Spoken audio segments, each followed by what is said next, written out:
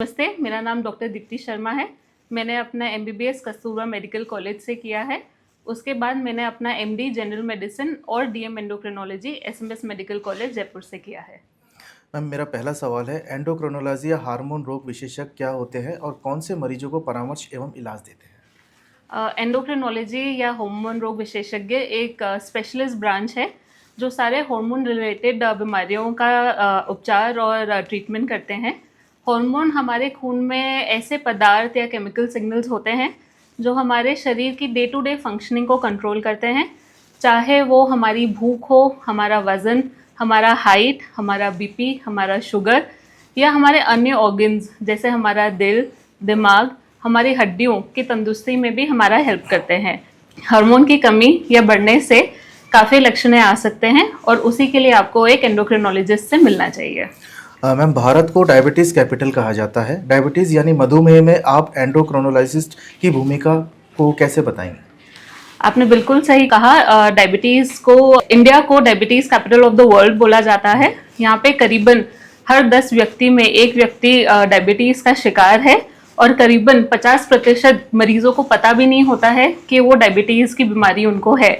Diabetes यानी हमारे खून में शुगर बढ़ना काफ़ी अलग अलग कारणों के वजह से हो सकती है। अगर हमारे खून में इंसुलिन की कमी हो, जिसको हम टाइप 1 डायबिटीज़ बोलते हैं, या उम्र और मोटापा के साथ हमारे शरीर का जो इंसुलिन है वो ढंग से काम नहीं कर पा रहा हो, तो उसको हम टाइप 2 डायबिटीज़ बोलते हैं।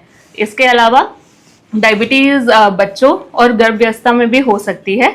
लंबे समय तक अगर आपकी शुगर्स कंट्रोल नहीं है तो आपको डायबिटीज़ के कॉम्प्लिकेशंस हो सकते हैं, जिनमें आपको दिल का दौरा आ सकता है, लकवा आ सकता है, आपके गुर्दे खराब हो सकते हैं, आपकी आंखों की नस खराब हो सकती है या पैरों की नस खराब हो सकती है।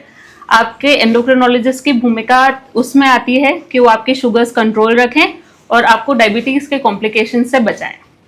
मैम, थायराइड हार्मोन से संबंधित बीमारियों के बारे में थोड़ा सा बताएं। थायराइड हार्मोन हमारे शरीर के थायराइड ग्रंथि से निकलता है। थायराइड की कमी को हम हाइपोथायराइडिज्म बोलते हैं और थायराइड के बढ़ने को हम हाइपरथायराइडिज्म बोलते हैं।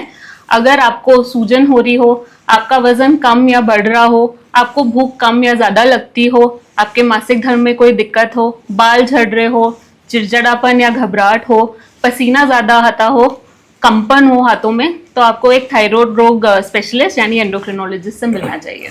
मैम, आजकल देखा जा रहा है कि मोटापा आम जीवन में काफ़ी बढ़ गया है और हार्मोन से रिलेटेड होता है। यदि हाँ, तो इसे किस प्रकार से दूर किया जा सकता है? बिल्कुल, हमारे शरीर में काफ़ी ऐसे हार्मोन्स हैं जैसे इंसुलिन, कोर्टिसोल, लेप्टिन, ग्रेलिन, जो हमारे शरीर के वजन, भूख और एक बेसल मेटाबॉलिज्म को मेंटेन करते हैं।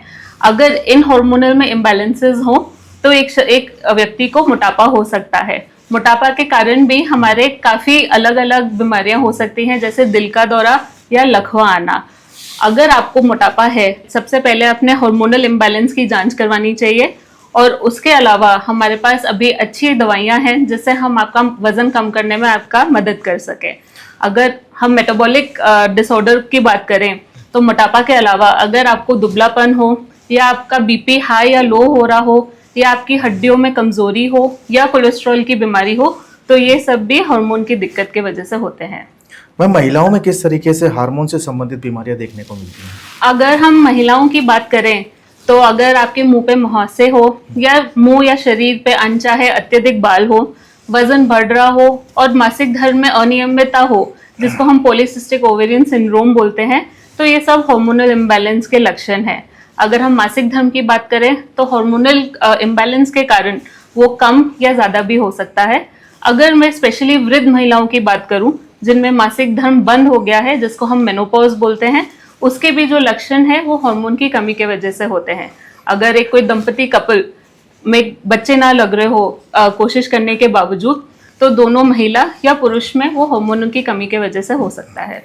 अगर हम बच्चों की बात करें मैम, तो बच्चों में हार्मोन से रिलेटेड होने वाली कॉमन बीमारियां कौन कौन सी है और उन्हें कैसे पहचाना जाए?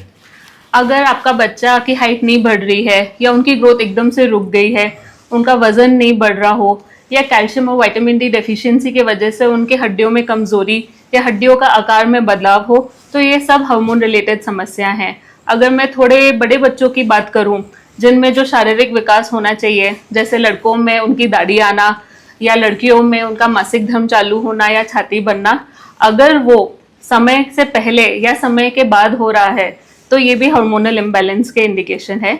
इसके अलावा मैं आपको बताना चाहूँगी कि डायबिटीज़ और थायराइड भी बच्चों में काफ़ी कॉमन है और उसके वजह से भी उनकी ग्रोथ पे इफेक्ट हो सकता है।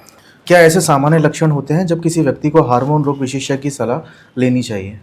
बिल्कुल, अगर आपको डायबिटीज़ है, थायराइड की बीमारी है, कोलेस्ट्रॉल है, हाई और लो बीपी है, हड्डियों की कमज़ोरी है, थकान, नींद में दिक्कत, मासिक धर्म से रिलेटेड दिक्कत, तो आपको एक एंडोक्रिनोलॉजिस्ट या डायबिटीज़, थायराइड व हार्मोन रोग विशेषज्ञ से ज़रूर मिलना चाहिए। क्षेत्रपाल हॉस्पिटल में आपका जो टाइमिंग है वो कब रहता है और कब मरीज आपसे मिल सकते हैं इसके लिए? इन सब समस्याओं के लिए आप मुझसे क्षेत्रपाल हॉस्पिटल में Monday to Saturday 10 to 5 PM में मिल सकते हैं।